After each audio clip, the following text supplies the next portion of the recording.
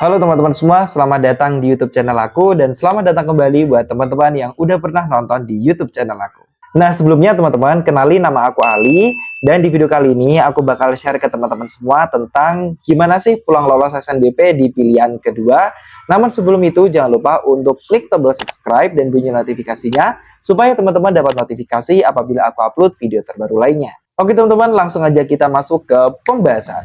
Nah oke, buat teman-teman semua yang pengen daftar di SNBP tahun 2024, sebelumnya di sini aku pengen jelasin dulu ya, apa sih SNBP itu dan gimana sistem seleksinya. Nah SNBP atau Seleksi Nasional Berdasarkan Prestasi merupakan seleksi yang didasarkan atas prestasi teman-teman sendiri, yaitu mulai dari nilai rapot sebagai komponen utama pertama dan juga ada sertifikat ataupun portofolio. Namun untuk sertifikat sendiri nggak wajib ya teman-teman, dan untuk portofolio hanya bagi prodi-prodi tertentu saja. Nah terus kemudian untuk SNBP sendiri ini hanya bisa didaftari oleh siswa-siswa yang eligible di masing-masing sekolahan.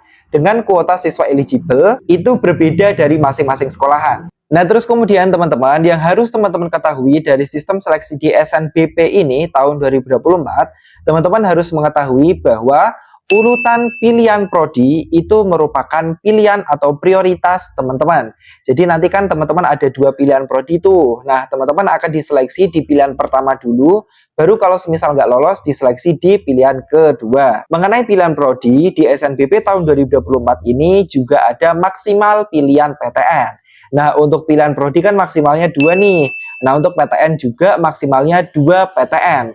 Nah, jika teman-teman mengambil 2 PTN, maka teman-teman harus mencantumkan 1 PTN itu yang berada di dalam provinsi SMA teman-teman.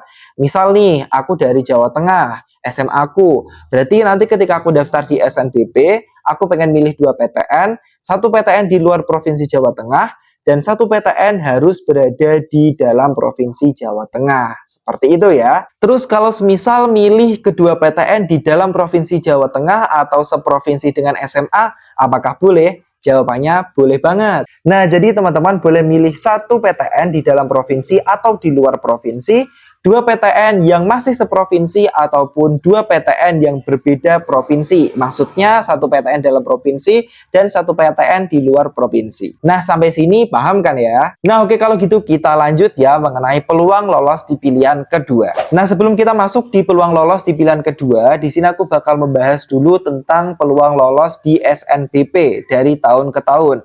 Tapi di sini aku bakal bacain 2 tahun aja, yaitu tahun 2022 dan tahun 2023. Nah, yang pertama untuk SNMPTN tahun 2022, dulunya namanya SNMPTN ya. Untuk peluang lolosnya di SNMPTN tahun 2022 itu hanya sekitar 19%.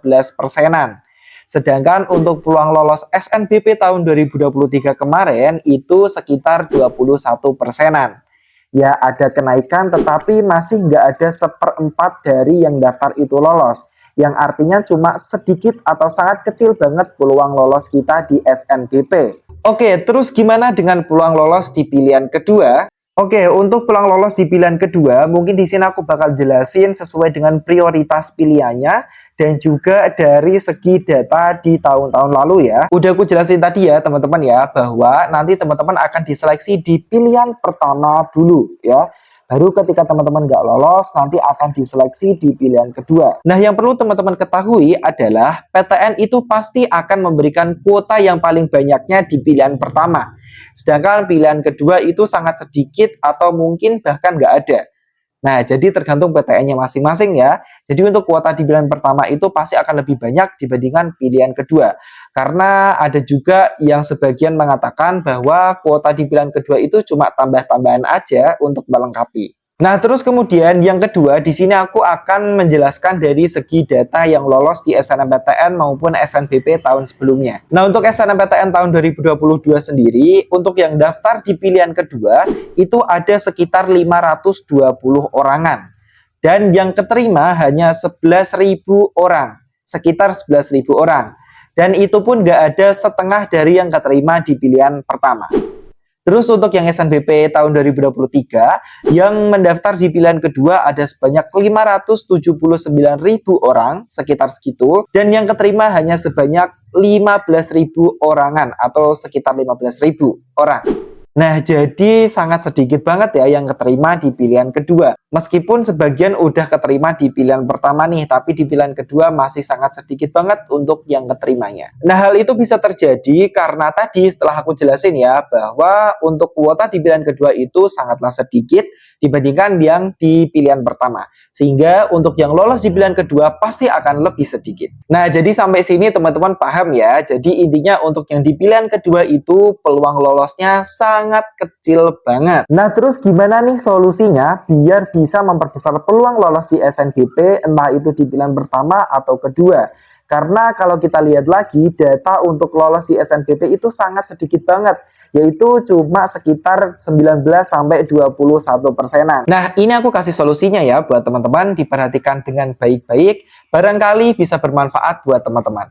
Nah, solusinya dari aku adalah yang pertama, teman-teman tentukan PTN dan juga prodi yang teman-teman inginkan. Saran aku, list lebih dari 2 PTN dan 2 prodi. Nah, terus yang kedua, setelah teman-teman ngelis nih beberapa PTN dan juga prodi yang teman-teman inginkan, lakukan riset dulu nih, kira-kira PTN dan juga prodi mana yang paling ketat dan juga paling susah untuk ditembus, sampai ke PTN yang paling mudah untuk ditembus dan juga prodinya tentunya. Nah, caranya kayak gimana? Nah, di sini aku kasih tahu caranya versi aku ya, yaitu caranya teman-teman bisa melihat dari keketatan.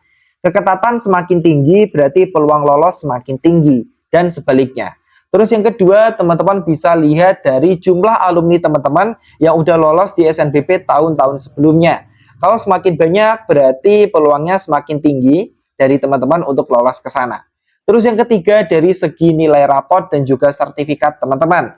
Teman-teman harus tinjau dulu nilai rapot teman-teman itu cocoknya masuk di PTN dan prodi mana. Caranya teman-teman tanya ke guru BK ataupun ke kakak kelas teman-teman yang udah pernah lolos di PTN yang teman-teman inginkan.